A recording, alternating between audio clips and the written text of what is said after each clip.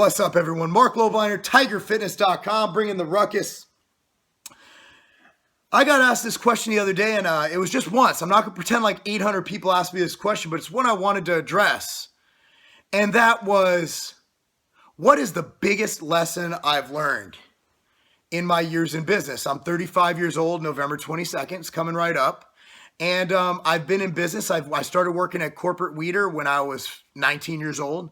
And I've been in business ever since. I've started and sold a company. I've started a business with Sylvester Stallone. I've done some shit, worked with American media. Now I have Tiger Fitness and MTS Nutrition.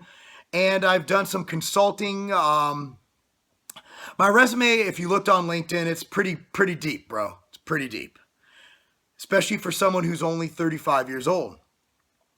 Now, the single most important word to learn about in business, and I'm known as someone who speaks his mind, who says it like it is, but at the end of the day, I dare you to find someone who I've screwed over. I dare you to find someone, there might be people who might not like me, but they respect my work ethic. You know, they respect what I've done. They respect the fact that I'm the first one in the office and the last one to leave. That I never leave a project unturned. That I always address things. That I always answer consumers. From business to business to consumer to interpersonal relationships. That's the word.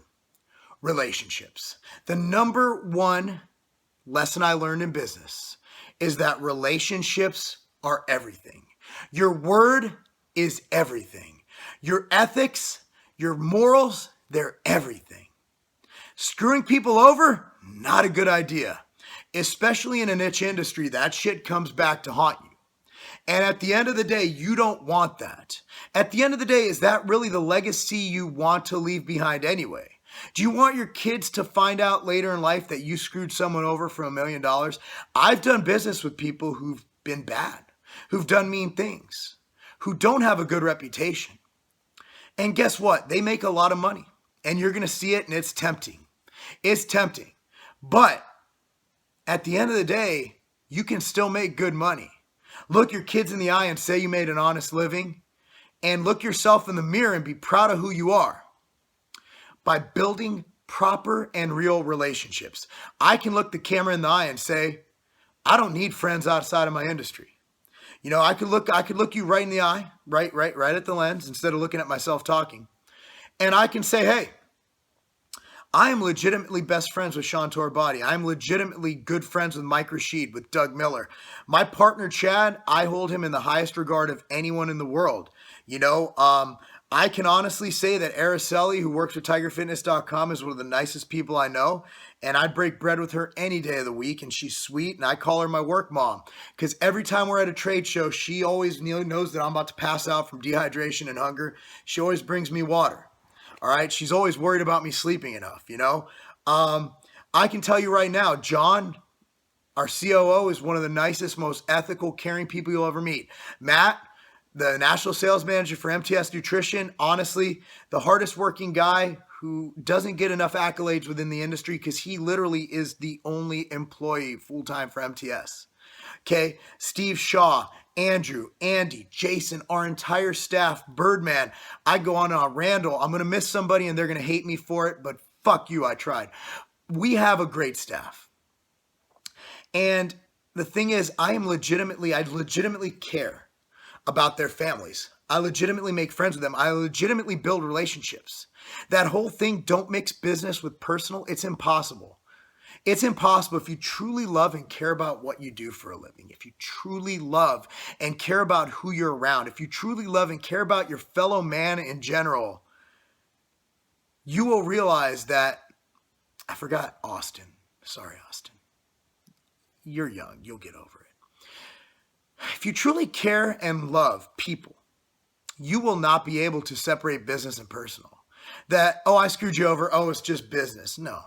Look, I'll be honest. My competitors, unnamed because I don't want to give them free publicity on my Epic channel, I want to hurt them every day. I want to take their business. I want to make sure, because they're doing the same to me. That's competition. Just like when I played football, that guy across from me. Look, I remember, I've done this story before, but there was a guy who played for Hamilton. We actually hung out all summer, my man Brian Cadet. His name was Sue Kim. It's back in 98, 97. And he was 6'3". He was heavily recruited.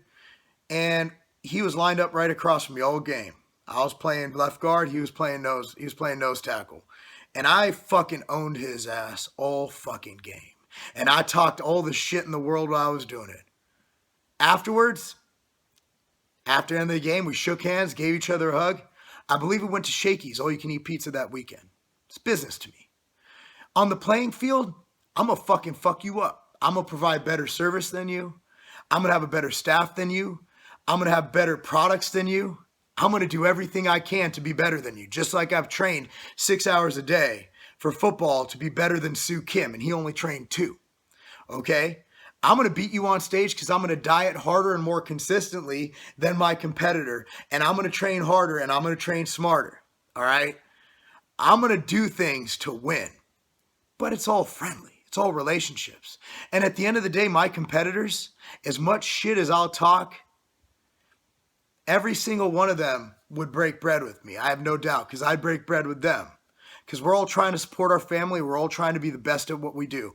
And that's what good businessmen and women do. So the key word, guys, relationships. Build them, enjoy them, and make your work your life. Because if you truly don't love your job, it's time to look for something else. I'm Marc Lobliner, TigerFitness.com. Because being the best at everything you do and building relationships and truly enjoying and loving people, that's not a game.